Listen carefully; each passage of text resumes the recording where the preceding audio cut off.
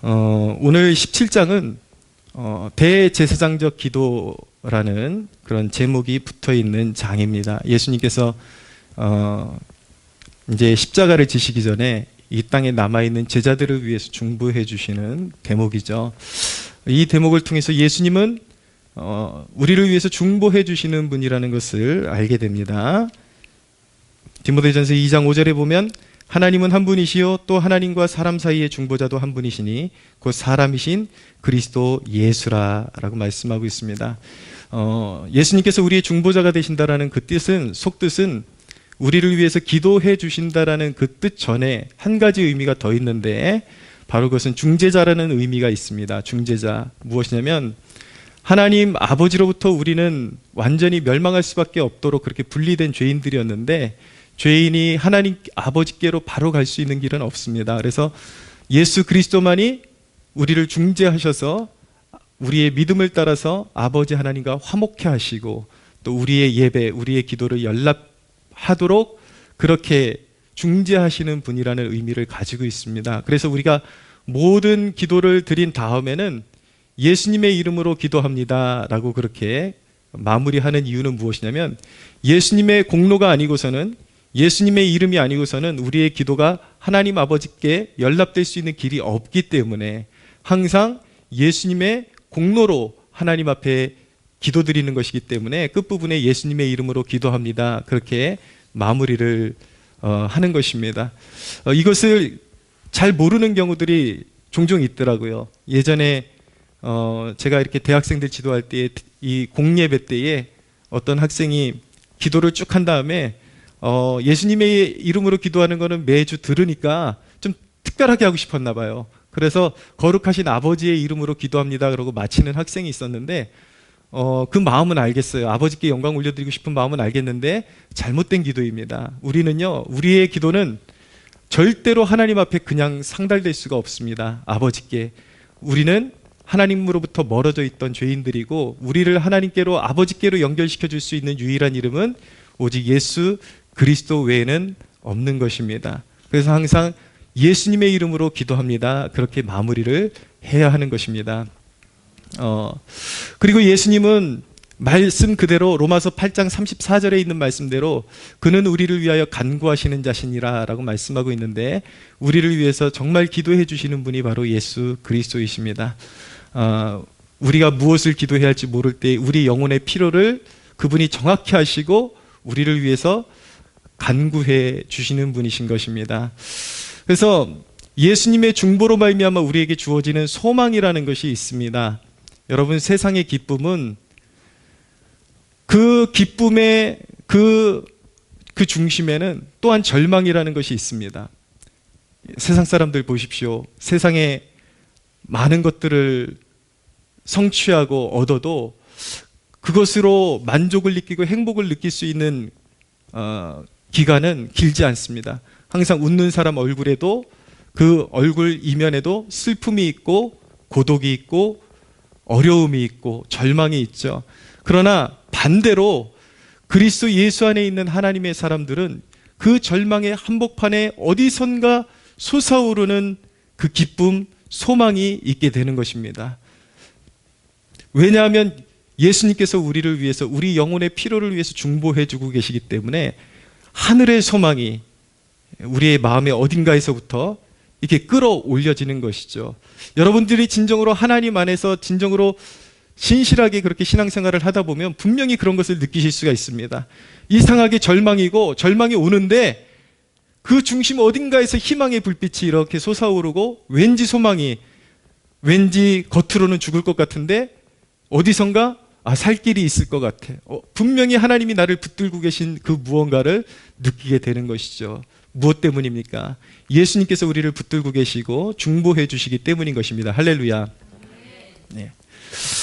그렇게 예수님께서 이제 하나님 아버지께 기도를 올려드리는데, 오늘 기도의 골자를 세 가지로 나누어서 말씀드릴 수가 있는데, 첫째는 무엇이냐면 예수님 자신이 만민을 다스리는 권세를 아버지로부터 받으셨다라는 것을 여기서 말씀하고 있습니다. 그렇게 기도하고 있습니다. 자, 2절을 보십시오. 아버지께서 아들에게 주신 모든 사람에게 영생을 주게 하시려고 만민을 다스리는 권세를 아들에게 주셨음이로소이다 라고 말씀하고 있죠. 사람을 구원하는 그 권세가 누구에게 있냐면 바로 예수님께 있습니다. 그 권위가, 그 주권이 예수님께 있습니다. 예수님은 사람을 구원하실 권세도 있고 버리실 권세도 있습니다. 그런데 우리가 알아야 되는 사실은 무엇이냐면 이것이 구원의 비밀인데, 하나님 아버지께서 예수님에게로 보내주시는 사람들이 있는데, 그 아버지께서 예수님께로 보내주시는 사람들마다 예수님의 말씀에 감화되고 복종할 수밖에 없게 되는 것입니다.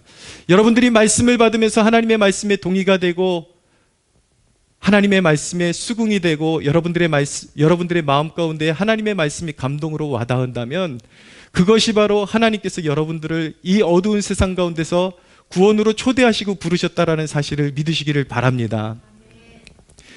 구원의 비밀은 하나님께서 우리를 택하시고 부르셨다라는 데 있습니다. 그런데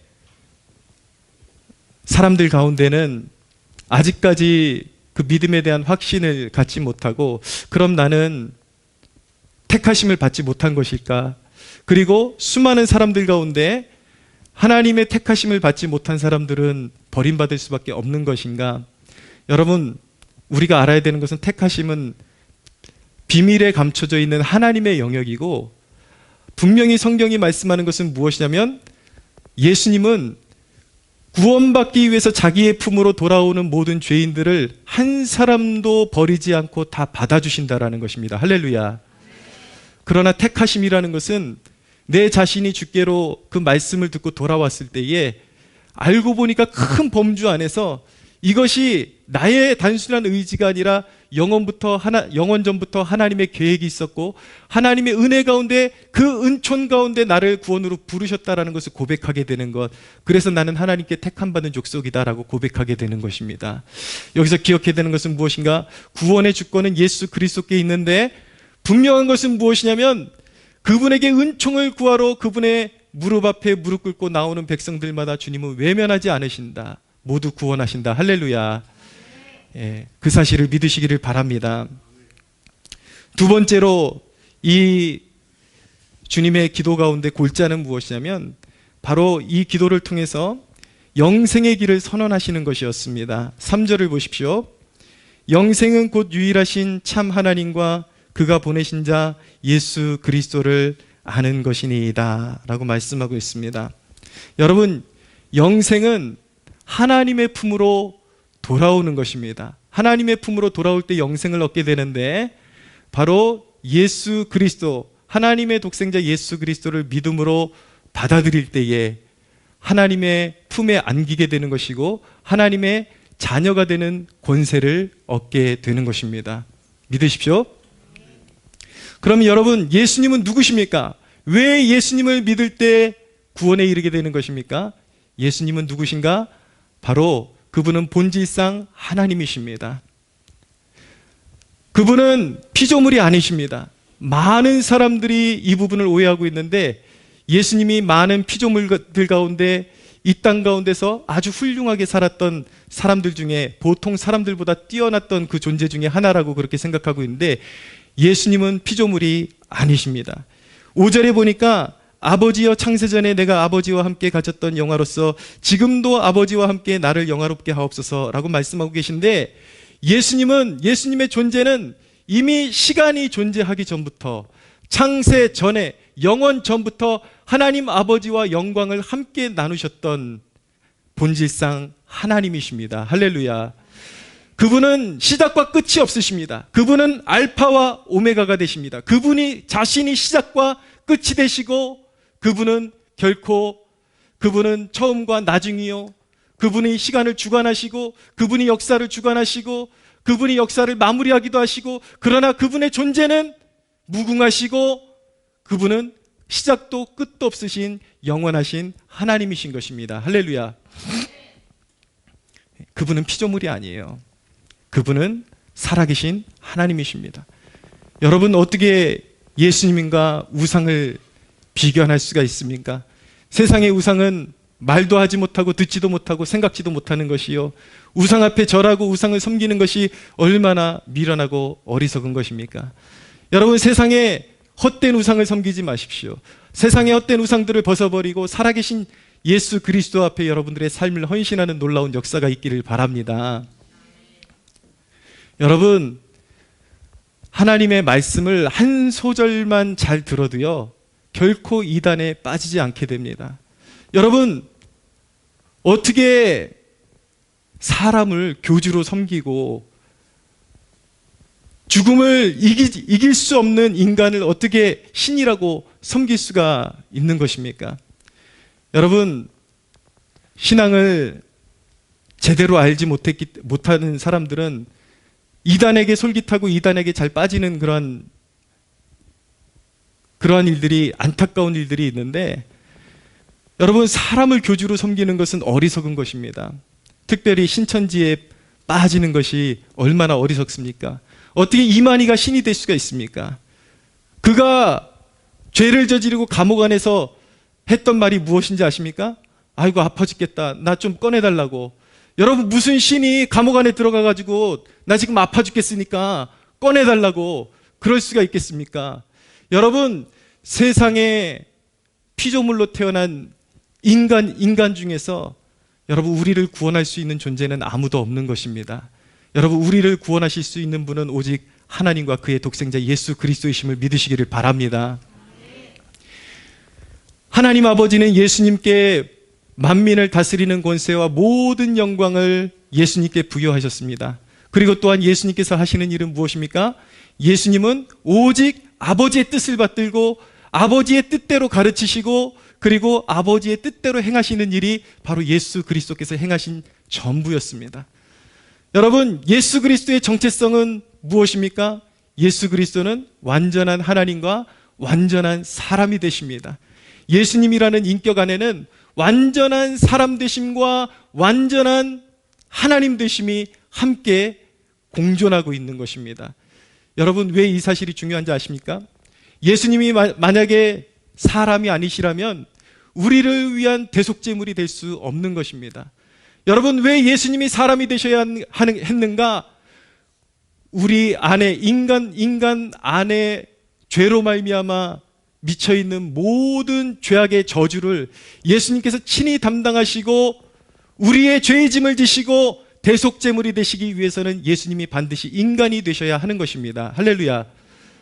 예수님이 만약에 하나님이시기만 하셨다면 결코 우리의 죄악을 지고 제물이 십자가를 지시고 우리의 죄를 대신하는 제물이 될 수 없었던 것입니다. 예수님께서 인간의 몸을 입고 오셨고 우리와 같은 완전한 인간으로 오셨기 때문에, 그러나 그분은 죄가 없으셨기 때문에 죄인을 위한 대속제물이 될 수 있었음을 믿으시기를 바랍니다. 그리고 또 한 가지, 예수님은 하나님이십니다. 완전한 하나님이십니다. 예수 그리스도가 단순한 인간이 아니요 완전한 하나님이셨기 때문에 그분은 죽음의 권세를 이기셨고 우리를 죽음에서 구원하실 수 있는 능력이 예수 그리스도 안에 있음을 믿으시기를 바랍니다. 예수 그리스도는 죽음의 권세를 이기시고 부활하신 하나님이십니다. 그러므로 예수 그리스도를 믿는 자는 죄 용서함 받고, 그분이 우리를 위한 대속제물이 되셨기 때문에 그분을 믿는 자는 죄 용서함 받고, 그분이 하나님이시기 때문에 그분을 믿는 자는 죄 용서함 받고 구원받고 영원한 생명을 얻게 됨을 믿으시기를 바랍니다. 여러분, 영생은 무엇입니까? 그러므로 예수 그리스도를 나의 하나님, 나의 구원자요, 나의 대속자로 믿는 사람에게 주시는 선물이 바로 영생임을 믿으시기를 바랍니다. 세 번째로, 예수님의 기도의 골자는 하나님 아버지께 영광을 올려드릴 수 있는 길은 무엇인가?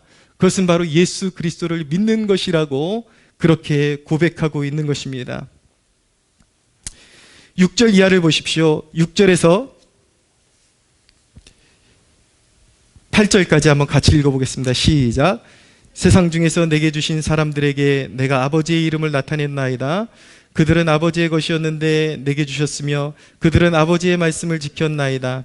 지금 그들은 아버지께서 내게 주신 것이 다 아버지께로부터 온 것인 줄 알았나이다. 나는 아버지께서 내게 주신 말씀들을 그에게 주었으며 그들은 이것을 받고 내가 아버지께로부터 나온 줄을 참으로 아오며 아버지께서 나를 보내신 줄 믿었사옵나이다. 내가 그들을 위하여 2절 더 읽겠습니다. 내가 그들을 위하여 비옵나니 내가 비옵는 것은 세상을 위함이 아니요 내게 주신 자들을 위함이니이다. 그들은 아버지의 것이로소이다. 내 것은 다 아버지의 것이요 아버지의 것은 내 것이온데 내가 그들로 말미암아 영광을 받았나이다. 아멘. 여러분, 하나님 아버지께 영광을 돌릴 수 있는 최고의 영광을 올려드릴 수 있는 것이 무엇인가? 그것은 바로 예수 그리스도를 절대 신뢰하고 믿는 것이라고 말씀하고 있습니다. 아버지께서 보내신 독생자를 믿는 것이 바로 하나님께 영광 올려드리는 것이다. 근데 여러분, 우리가 이 대목에서 한 가지 주목하고 가야 되는 것은 분명히 예수님께서 아버지께 올려드리는 기도인데 기도가 좀 기도 같지를 않고 누구 들으라고 하는 고백 같아요. 선언문 같아요. 왜인지 아십니까?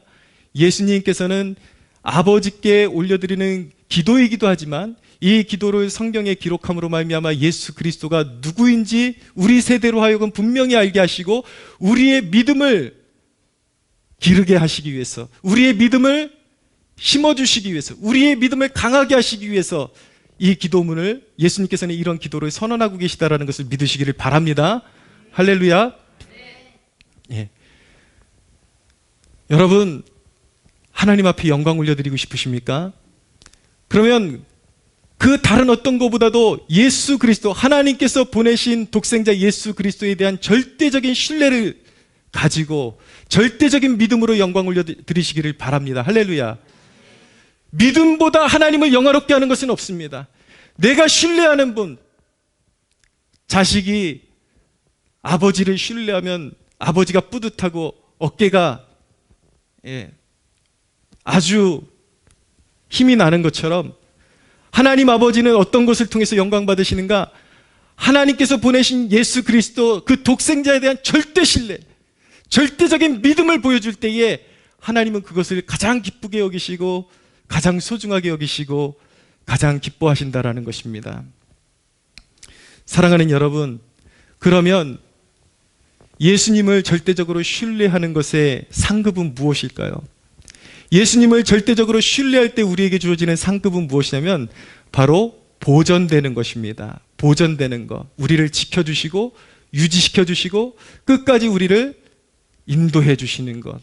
보전하시는 은혜. 할렐루야. 12절을 보십시오. 내가 그들과 함께 있을 때에 내게 주신 아버지의 이름으로 그들을 보전하고 지키었나이다. 여러분들은 어쩌면 다른 은혜를 더 소중하게 여길 수도 있을 것 같습니다. 내가 원하는 거는 그거보다 더 좋은 건데 이 세상에서 좀 쓸만한 그 어떤 응답을 더 원하는데 보존된다 그러니까 우리의 삶에 그렇게 깊이 와닿지를 않는 것 같아요. 그러나 여러분, 이 세상은 어떤 곳입니까? 이 세상은 불의와 그리고 질병이 창궐하고 그리고 사건과 재난이 끊이지 않고 핍박이 끊이지 않습니다. 여러분, 그러한 환난의 한복판에서 우리를 보전하시는 것보다 더 중요한 은혜가 어디에 있겠습니까? 세상에 가장 소중한 것을 쟁취한 것 같은데 우리의 생명이, 우리의 영혼이 보전되지 못한다면 우리가 그동안 모으고 쟁취한 그 모든 성과가 무슨 소용이 있겠습니까? 가끔씩 여러분 그런 뉴스 본 적 없으십니까? 갓 결혼한 신혼부부가 신혼여행을 갔는데 신부든지 신랑이든지 갑자기 불의의 사고로 신혼여행을 간 그 현장에서 죽음을 당하고 하루아침에 과부가 되고 하루아침에 혼자 돼버리고, 여러분, 우리가 사는 세상 가운데 영원히 안전하다고 보장할 수 있는 것이 어디에 있습니까? 여러분, 우리는 이전에 미국에 9.11 테러가 있었죠. 그 테러의 한복판에 있지 말라는 법이 어디 있겠습니까? 여러분, 영화 타이타닉이라는 영화 보셨습니까? 침몰하는 배 안에 우리가 갇히지 말라는 법이 어디 있겠습니까? 이 세상은 모든 불의와 그리고 사건과 사고와 우리의 생명과 우리의 영혼을 위협하는 그러한 일들로 가득 차 있는데, 여러분, 우리에게 가장 중요한 것이 무엇입니까? 바로 보전되는 일이 가장 중요한 일임을 믿으시기를 바랍니다. 극한의 상황에서 이제는 끝인가 보다, 라고 생각할 때 예수 그리스도 안에 그 생명을, 그 믿음으로 예수 그리스도 안에 자신의 생명을 맡겨드린 영혼들은 결코 끝이 아니라 보존되는 은혜가 거기에 있다라는 것입니다. 예수님께서 우리를 놓지 아니하시고 우리를 잃어버리지 아니하시고 영원토록 보존하십니다. 할렐루야. 여러분, 이거 굉장히 중요한 것입니다. 죽음을 이긴 사람을 누가 이길 수가 있습니까?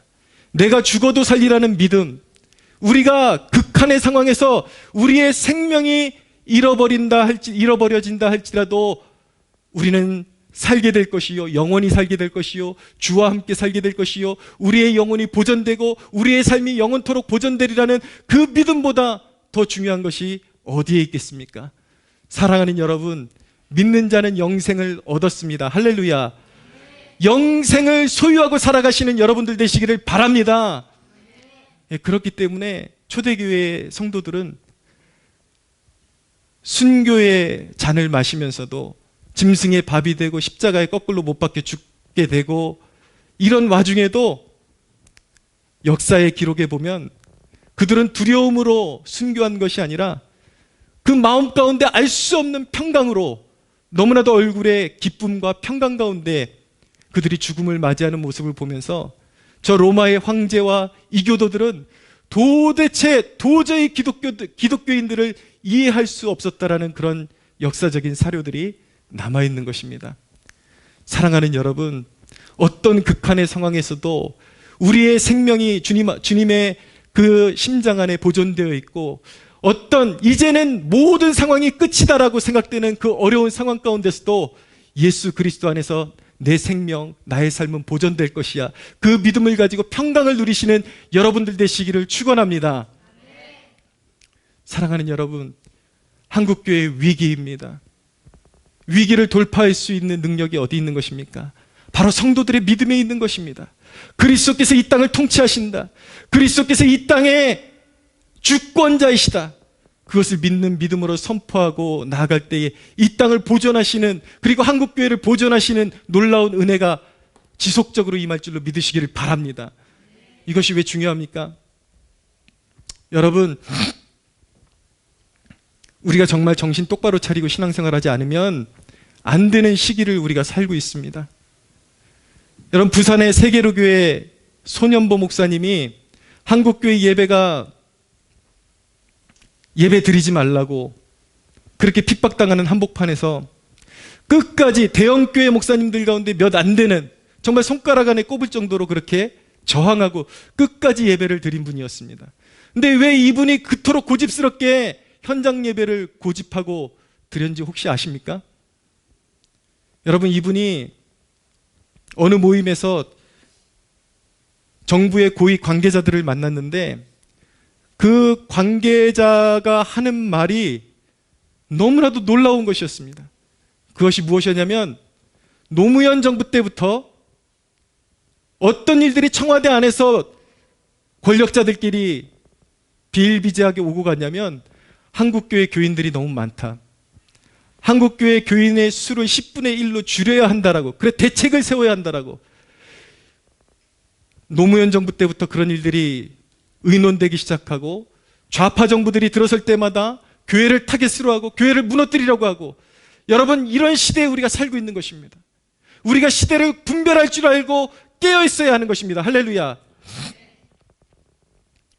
여러분, 단순히 이것이 누구를 지지하느냐의 문제가 아니에요. 제가 답답한 것이 무엇인지 아십니까? 왜 목회를 하면서 답답하냐면, 이 시대를 살아가는 성도들에게 차별금지법을 얘기하면 그 잘못됐다라고 다 동의합니다. 동성애 잘못됐다고 다 얘기합니다. 그런데 어찌 된 것인지 동성애를 옹호하고 사회주의를 옹호하고 교회를 어떻게 해서든 찍어 누르고 예배를 방해하는 데 혈안이 되어 있는 좌파 정부의 수장들을 이야기를 하면 외면을 합니다. 노무현이 그럴 리가 없어, 문재인이 그럴 리가 없어, 이상해요, 하나의 종교 같아요. 그러면서 자기는 차별금지법도 반대하고 동성애도 반대하지만 나는 문재인을 반대하는 것에 대해서는 참을 수 없어. 오히려 교회를 뛰쳐나가는 사람들이 얼마나 많은지 아십니까? 여러분, 이것은 우상숭배인 것입니다. 여러분, 단순히 이거 누구를 폄하하는 것도 아니고 누구를 지지하라는 문제도 아니고, 우리가 진정으로 하나님의 백성들이요 하나님의 성도들이라면 주님이 자신의 피값으로 세우신 교회를 위해서 우리 또한 생명 바쳐서 우리 헌신해야 될 줄로 믿으시기를 바랍니다. 교회를 보존하고 교회를 지키는 것, 주님이 우리를 위해서 죽으셨습니다. 교회를 지키라고 우리를 그 은혜 아래 부르셨습니다. 그런데 어떻게 예배를 찍어 누르고 성도들을 흩어버리고 이런 사람들을 그렇게 신처럼 신봉할 수가 있습니까, 여러분? 어떻게 교회를 버릴지언정, 여러분, 노무현, 문재인이 여러분들 먹여 살려줍니까? 여러분들의 진짜 신입니까? 이 세대의 그리스도인들의 신입니까? 어떻게 예수 그리스도 그분보다 그런 악랄한 정치인들을 더 신뢰하고 더 떠받들 수가 있는 것입니까? 사랑하는 여러분, 한국교회는 우상숭배를 벗어버려야 합니다. 할렐루야. 여러분들의 마음 가운데서도 그리스도가 왕 되신 것 외에 모든 우상들이 성령의 불로 소멸되어지는 축복이 있게 되기를 바랍니다. 예, 노무현, 문재인뿐만 아니라 저는 그 누가 대통령이 된다 할지라도 교회가 할 일은 그를 맹목적으로 신봉하는 것이 아니라 견제하고, 정말 그가 하나님 나라에 도움이 되고 국민들을 위하는 대통령이라면 지지해주고 함께하고 도와줄 수 있어야 되지만, 그 누구라 할지라도 국민을 볼보로 해서 방역을 빌미로 해서 정치적인 권력을 쥐는 수단으로밖에 사용할 줄 모르고 하나님 나라에 대적하고 교회에 대적하는 무리들에 대해서 교회는 항상 깨어서 저항하고 싸워야 할 줄로 믿으시기를 바랍니다. 여러분, 우리가 그냥 이런 일들을 한탄하고 있다고 한국교회가 보존되겠습니까? 아닙니다. 우리가 함께 모여서 함께 기도하면서 이 땅의 주권자는 세상의 대통령이 아니요 권력자들이 아니요 보좌에 앉으신 예수 그리스도와 그분의 하나님 성삼위일체 하나님을 우리가 믿음으로 선포하며 절대 믿음을 가지고 선포할 때에 하나님께서 이 땅을 붙들어 주시고 보존하시는 은혜를 이 땅 가운데 베풀어 주실 줄로 믿으시기를 바랍니다. 사랑하는 여러분, 이 영원하신 하나님, 영원전부터 계신 하나님의 독생자 예수 그리스도가 이 땅에 사람의 모습으로 오신 유일한 이유는 무엇인지 아십니까? 바로 여러분들을 구원하시기 위해서 이 땅에 오셨습니다. 할렐루야. 믿음은 무엇입니까? 믿음은 순결을 요구하는 것입니다. 예수님은 여러분들을 사랑하신다고 하실 때 말로만 사랑하신 것이 아니라 자신의 피를 다 쏟아서 생명을 바쳐 여러분들을 위해서 십자가에 달려 죽으셨습니다. 그런데 여러분, 인간은 얼마나 불의한가요? 결혼할 때도 우리 인간은 얼마나 달콤한 말을 잘합니까? 내가 너를 위해서 생명 다해 사랑할 거야. 끝까지 사랑할 거야. 그렇지만 결혼하고 나면 이것도 귀찮고 저것도 귀찮고, 그런 것처럼 우리의 믿음이, 여러분, 믿음이라는 것은 마치 예수 그리스도와 우리가 결혼한 것과 같은 것입니다. 예수님은 우리의 신랑이시고 우리는 신부가 되는 것이죠. 신부에게 중요한 것은 무엇입니까? 가장 중요한 것은 영적인 순결함인 것입니다. 믿음인 것입니다. 여러분, 그리스도께서 우리를 위해서 자신의 생명을 다해서 우리를 구원하셨듯이 우리가 믿는 자라면 세상의 헛된 것들을 추구하는 것들을 다 버리고 예수님만을 섬기고 예수님께 우리의 혼신을 다해서 섬겨야 할 줄로 믿으시기를 바랍니다. 여러분의 믿음은 순결합니까? 점검하자는 차원에서 이 글 하나, 제가 너무나도 공감되는 글이 있어서 읽어드리고 정리하겠습니다. 여러분에게는 하나님이 몇 등입니까? 예수님이 몇 등입니까? 들어보십시오. 하나님은 3등입니다. 1등은 하고 싶은 일, 2등은 해야 하는 일, 3등은 하나님을 만나는 일. 하고 싶은 것 다 하고 해야 하는 일 다 마치면 그 후에 여유가 있으면 하나님을 만나줍니다. 하나님은 3등입니다. 어려운 일 생길 때에도 하나님은 3등입니다. 내 힘으로 한번 해보고 그래도 안 되면 가까이 있는 사람에게 도와달라고 하고 그래도 안 될 때에 하나님을 부릅니다. 하나님은 3등입니다. 친밀함에서도 하나님은 3등입니다. 내게 가장 가까이 있는 것은 내 자신, 그 다음은 내 마음을 알아주는 사람, 그 다음에만 저 멀리 하늘에 계신 하나님이십니다. 하나님은 내 삶에서 항상 3등이십니다. 그런데 하나님께 나는 1등입니다. 무슨 일이 있어도 내가 부르기만 하면 도와주십니다. 내가 괴로워할 때도 만사를 제쳐놓고 달려오십니다. 나도 하나님을 1등으로 생각했으면 좋겠습니다. 만사를 제쳐놓고 만나서 마음 놓고 울어보고 소리 높여 불러보는 삶의 고비마다 그분의 손을 꼭 잡을 수 있는 내게 1등으로 가까이 계신 하나님이면 좋겠습니다. 하나님께는 내가 1등이듯이 나도 하나님을 1등으로 모시고 싶습니다. 사랑하는 여러분, 여러분들의 인생에 예수님은 몇 등이십니까? 하나님은 몇 등이십니까? 여러분들의 신랑이 나에게 시간 좀 다오, 나에게 너의 열정을 다오, 나에게 너의 은사들을 좀 다오라고 할 때에 예수님은 여러분들의 삶 가운데 도대체 몇 등입니까? 사랑하는 여러분, 우리 주님은 우상이 아니십니다. 세상의 우상을 위해서는 여러분들이 추구하는 돈과 인간관계와 그 모든 것들을 위해서는 만사 제쳐놓고 달려갈 수 있는데, 주님을 위해서는 조금의 시간도 허락할 수 없고 조금의 열정도 허락하지 못한다는 것이 말이 되는 것입니까? 사랑하는 여러분, 우리의 심령 가운데 은연히 숨어들어 있는 우상들이 불태워지기를 축원합니다. 완전히 깨끗함을 입고 오직 그리스도께 절대적인 믿음과 절대적인 신뢰로 그분을 섬길 수 있는 여러분들 되시기를 예수님의 이름으로 축복합니다. 하나님께 영광의 박수 올려드리겠습니다.